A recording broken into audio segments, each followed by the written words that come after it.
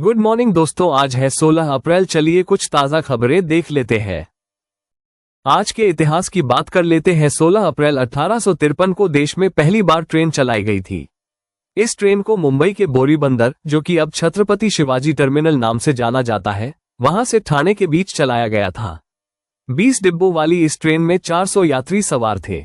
चलिए खबरें शुरू करते हैं। पहली खबर है दिल्ली से, जहां पर प्रवर्तन निदेशालय ईडी ने कांग्रेस के नेशनल हेराल्ड अखबार और एसोसिएटेड जर्नल्स लिमिटेड एजल से जुड़े मनी लॉन्ड्रिंग केस में मंगलवार को पहली चार्जशीट दाखिल कर दी। इसमें सोनिया गांधी, राहुल गांधी, सैम पित्रोदा और सुमन दुबे के नाम शामिल है। मामले की सुनवाई 25 अप्रैल को दिल्ली के राउज एवेन्यू कोर्ट में होगी। कोर्ट ने ईडी से मामले की केस डायरी भी मांगी है। 2012 में भाजपा नेता सुब्रमण्यम स्वामी ने सोनिया, राहुल और उनकी सहयोगी कंपनियों से जुड़े लोगों के खिलाफ इस मामले की शिकायत की थी। आगे देखिए, भारतीय मौसम विभाग (IMD) ने मंगलवार को बताया कि इस बार जून से सितंबर तक मानसून सामान्य से बेहतर रहेगा। मौसम विभाग 104 से 110% के बीच बारिश को सामान्य से बेहतर मानता है। ये फसलों के लिए अच्छा संकेत है। मानसून 1 जून के आसपास केरल के रास्ते आता है। 4 महीने की बरसात के बाद यानी सितंबर के अंत में राजस्थान के रास्ते मानसून की वापसी होती है। कई राज्यों में ये 15 से 25 जून के बीच पहुंचता है। आगे देखिए, यूपी के सीएम योगी आदित्यनाथ ने मंगलवार को कहा, वक्फ की जमीनें वापस ली जाएंगी। इन पर अस्पताल, गरीबों के लिए मकान, स्कूल, विश्वविद्यालय बनेंगे। निवेश के लिए लैंड बैंक तैयार होगा।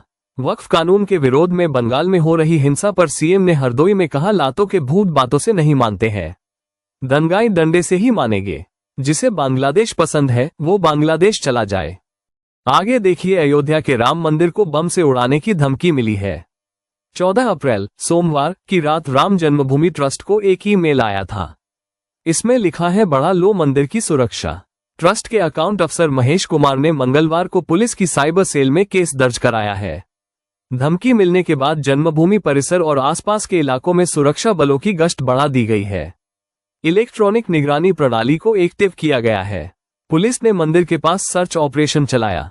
आगे देखिए, चीन ने अपनी एयरलाइन कंपनियों को अमेरिकी विमान निर्माता कंपनी बोइंग से नए विमानों की डिलीवरी नहीं लेने के आदेश दिए हैं। ब्लूमबर्ग की रिपोर्ट के मुताबिक बीजिंग ने अमेरिका में बनने वाले विमान के पार्ट्स और डिवाइसेस की खरीद रोकने का आदेश भी दिया है। चीन ने यह आदेश अमेरिका के 145% टैरिफ के जवाब में जारी किया है। बोइंग एयरप्लेन एक अमेरिकी कंपनी है जो airplane, rocket, satellite, telecommunication equipment और मिसाइल बनाती है। कंपनी की स्थापना 15 जुलाई 1916 को विलियम बोइंग ने की थी। आगे देखिए, रिटेल महंगाई घटकर 5 साल 7 महीने के निचले स्तर पर आ गई है। मार्च में ये 3.34% रही। इससे पहले अगस्त 2019 में महंगाई 3.28% पर थी। मार्च से 1 महीने पहले यानी फरवरी में महंगाई 3.61% पर थी। सांख्यिकी मंत्रालय ने आज यानी मंगलवार 15 अप्रैल को महंगाई के आंकड़े जारी किए।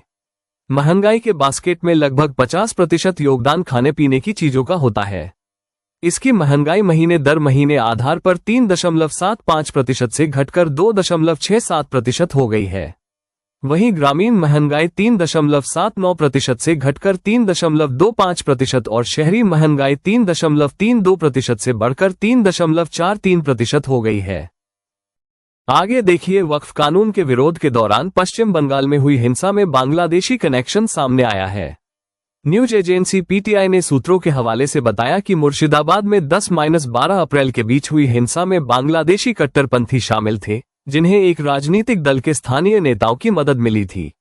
न्यूज एजेंसी ने खुफिया रिपोर्ट के हवाले से बताया है कि बांग्लादेश के 2 कट्टरपंथी संगठन जमात उल मुजाहिदीन बांग्लादेश (JMB) और अंसारुल्लाह बांग्ला टीम (ABT) के सदस्यों ने इसे अंजाम दिया था। इस बीच केंद्रीय गृह मंत्रालय मुर्शिदाबाद के हालात पर करीबी से नजर रख रहा है। शांति बहाल करने और कानून व्यवस्था बनाए रखने के लिए राज्य पुलिस के साथ केंद्रीय बलों को तैनात किया गया है। भारत बांग्लादेश सीमा पर तैनात सीमा सुरक्षा बल BSF को भी कड़ी निगरानी रखने का निर्देश दिया गया है, ताकि पश्चिम बंगाल सेक्टर में अवैध घुसपैठ न हो सके। हिंसा से जुड़ी शुरुआती जांच रिपोर्ट गृह मंत्रालय को आज ही सौंपी गई है। आगे देखिए, सुप्रीम कोर्ट ने 20 दिन में दूसरी बार इलाहाबाद हाईकोर्ट को हिदायत दी कि उसे किसी भी केस में विवादित टिप्पणी करने से बचना चाहिए। हाईकोर्ट ने 10 अप्रैल को रेप के आरोपी को जमानत देते वक्त कहा था, पीड़ित लड़की ने खुद मुसीबत बुलाई, रेप के लिए वही जिम्मेदार है। दरअसल supreme court Allahabad high court की 19 मार्च को की गई एक और टिप्पणी, स्तन दबाना और पायजामे की डोरी तोड़ना रेप की कोशिश नहीं मानी जा सकती, पर सुनवाई कर रहा था। इसी दौरान सुप्रीम कोर्ट ने इलाहाबाद हाई कोर्ट की 10 अप्रैल की टिप्पणी का जिक्र किया। सुप्रीम कोर्ट में जस्टिस BR गवई और जस्टिस AG मसीह की बेंच ने कहा कि हाईकोर्ट जज को जमानत के बारे में फैसला केस से जुड़े फैक्ट्स के आधार पर करना चाहिए। पीड़ित लड़की के खिलाफ गैरजरूरी टिप्पणी से बचना चाहिए। आगे देखिए, भारतीय टीम इस साल अगस्त में बांग्लादेश दौरे पर जाएगी। इस दौरे पर मेजबान बांग्लादेश टीम इंडिया के साथ 3 मैच की वनडे सीरीज और 3 मैच की T20 सीरीज खेलेगा। इसकी शुरुआत 17 अगस्त से होगी। भारतीय क्रिकेट कंट्रोल बोर्ड BCCI ने मंगलवार 15 अप्रैल को इसका शेड्यूल जारी किया। आगे देखिए, सोमवार को सलमान खान को जान से मारने की धमकी देने वाले शख्स को पुलिस ने गिरफ्तार कर लिया है। सलमान के लिए ये मैसेज वडोदरा के पास स्थित गांव से भेजा गया था। मैसेज भेजने वाले शख्स की उम्र 26 साल है। 14 अप्रैल को उसने मुंबई के वली इलाके में स्थित ट्रांसपोर्ट डिपार्टमेंट के ऑफिशियल व्हाट्सएप नंबर पर मैसेज किया था, जिसमें लिखा था, सलमान खान को घर में घुसकर मारेंगे और उनकी कार को बम से उड़ा देंगे। आगे देखिए, एक्टर सैफ अली खान पर हुए हमले के मामले में चार्जशीट दायर होने के बाद रोजाना नए खुलासे हो रहे हैं। अब इस केस में एक नया मोड़ सामने आया है। चार्जशीट के मुताबिक एक्टर के घर से पुलिस और फॉरेंसिक टीम को जो फिंगरप्रिंट्स मिले थे, वे आरोपी शरीफुल इस्लाम शहजाद से मेल नहीं खाते। दरअसल सैफ अली खान के घर से कुल 20 फिंगरप्रिंट्स के सैंपल लिए गए थे, जिन्हें राज्य CID फिंगरप्रिंट ब्यूरो को भेजा गया था। इनमें से 19 फिंगरप्रिंट्स शरीफुल से मेल नहीं खाते। आगे देखिए, अगली खबर है पंजाब से, जहां पर केंद्रीय राज्य मंत्री रवनीत सिंह बिट्टू ने पटियाला के राजिंदरा अस्पताल के ऑपरेशन थिएटर सेक्शन में बिजली गुल होने का वीडियो शेयर कर पंजाब सरकार पर सवाल उठाए हैं। मंत्री बिट्टू ने कहा, यह चिंता की बात है कि मैटरनिटी वार्ड और ऑपरेशन थिएटर की लाइट इस तरह चली गई। केंद्रीय राज्य मंत्री रवनीत सिंह बिट्टू ने कहा, पटियाला के राजिंदरा अस्पताल के प्रसूति वार्ड में बिजली गुल होने का वीडियो सामने आया है, जिसमें ऑपरेशन थिएटर भी शामिल है। ये सब महज एक तकनीकी गड़बड़ी से कहीं ज्यादा है। ये पंजाब की राज्य सरकार की लापरवाही और उदासीनता के चिंताजनक स्तर को उजागर करता है। आगे देखिए, हरियाणा के हिसार एयरपोर्ट में एक कप चाय 86 रुपए की मिलेगी। एक मैगी 143 रुपए और सैंडविच 152 रुपए का पड़ेगा।